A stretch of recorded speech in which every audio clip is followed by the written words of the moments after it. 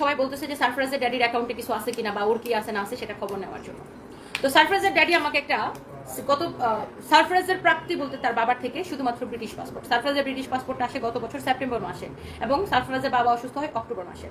আচ্ছা, সারফরাজের জন্য আমি মাঝে মাঝে ওকে বলতাম যে এই যে মানুষ আমাকে লোভী বলে, মানুষ তো মনে করে আমি তোমার থেকে শত শত কোটি টাকা নিয়ে নিছি, অথচ আমরা তো কিছুই নিই তোমার থেকে।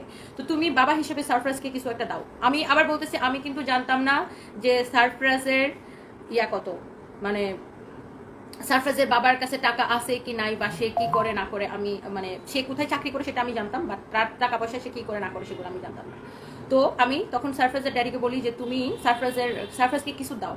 তো অ্যাকচুয়ালি সারফরাজের ড্যাডির কোনো জমানো টাকা ছিল না, এবং সে যেহেতু জমানো টাকা ছিল না, তো সে সারফরাজকে আর কি দিবে। তো যেহেতু আমি আমার বিজনেসের মধ্যে আমি 2020-এর পরে আমি ওর থেকে ভালো স্টাবলিশড হয়ে যাই এবং আমি ওর থেকে বেশি ইনকাম করি।